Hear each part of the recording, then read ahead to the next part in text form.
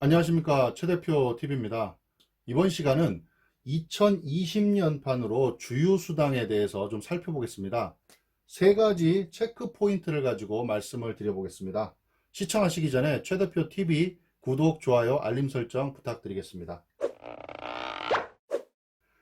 자, 주유수당은요, 최저임금을 기준으로 해서 우리가 계산을 하게 되겠죠. 그래서 매년 최저임금이 변경됨에 따라서 주유수당도 1년에 한 번 정도씩은 우리가 체크를 해주면 좋을 것 같습니다.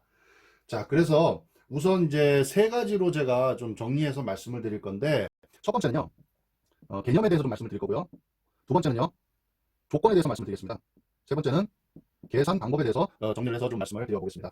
그리고 먼저 시작하기 전에 우리가 2020년 최저임금을 먼저 말씀을 드리면 8,590원이죠. 시급으로. 예, 요 기준을 가지고 말씀을 드리도록 하겠습니다. 첫 번째 개념입니다. 근로기준법 제55조에 근로기준법 제55조에 사용자는 일주일 동안 소정의 근로일수를 개근한 노동자에게 일주일에 평균 1회, 일주일에 평균 1회 이상의 유급 휴일을 주어야 된다. 유급 휴일을 주어야 된다. 라고 되어 있습니다. 이게 바로 주 휴일이라는 거죠. 이게 바로 주 휴일이라는 겁니다.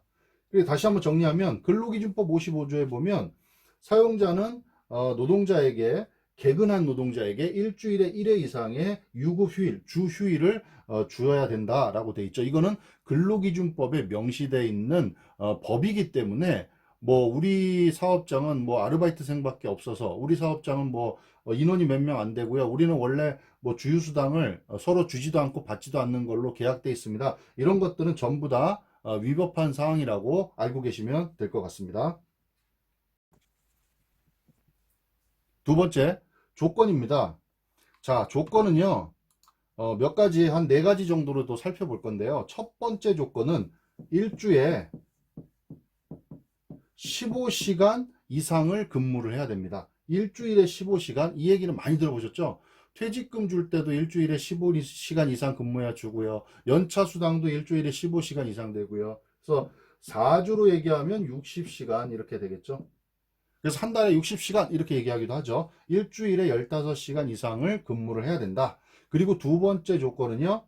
아까도 우리가 개념에서 말씀드릴 때 개근을 해야 된다 그랬죠. 그걸 다시 한번 얘기하면 결근이 없어야 된다라는 거죠.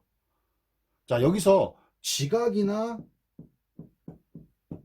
조퇴 이런 것들을 결근으로 보진 않습니다.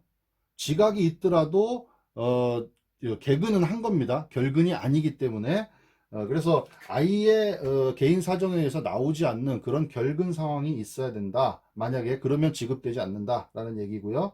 그 다음에 세 번째 조건은 뭐냐면 계약서에 약속된 날, 사업주와 근로자가 근무하기로 약속된 날을 결근 없이 개근을 해야 된다는 거죠.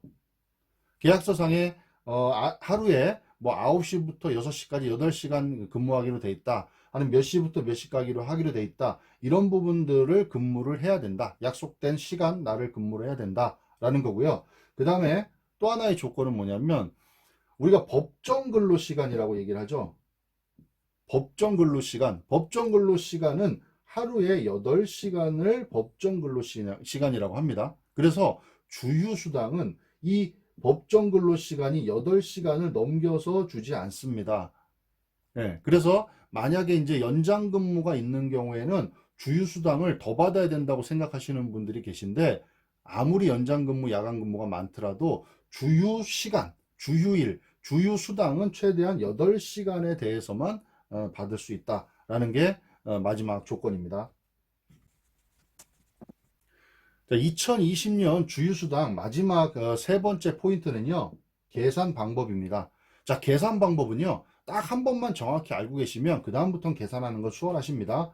보실게요. 공식을 한번 써볼게요. 공식을. 자, 일주일에 만약에 근로시간이 40시간을 근로했다. 자, 그러면 공식이 어떻게 되냐?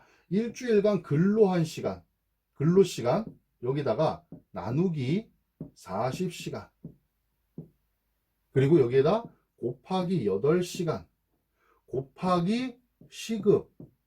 아까 시급은 우리가 2020년 기준으로 8,590원 아까 얘기했죠. 자, 그러면 요 근로시간만 바뀌게 되겠죠. 근로시간이 만약에 30시간이다 그러면 30 나누기 40 곱하기 8 곱하기 시급하면 일주일간 주휴 수당이 나오겠죠. 일주일간의 주휴 수당이 요 자리만 바뀌는 겁니다. 자, 그럼 우리가 요 자리를 놔두고 요렇게 계산을 한번 해볼게요. 그러면은 요 부분만 빼내면 40시간 중에 8시간이 되니까 어떻게 되냐? 0.2가 되겠죠. 20%. 다시 얘기하면 5분의 1. 자, 그럼 어떤 결론이 나오냐면요. 시급에다가 시급인 8,590원에다가 곱하기 0.2를 하면 요게 주휴 수당이 되겠죠.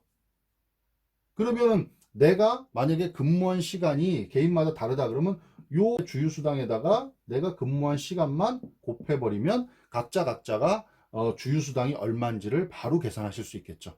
자, 그래서 제가 항상 쉽게 도출을 해서 말씀드리는 게 뭐냐면 시급에다가 곱하기 1.2 요걸 하시면 최저임금도 여기 들어가 있고요. 그 다음에 주휴수당도 들어가 있는 거죠. 여기 최저임금, 다시 얘기하면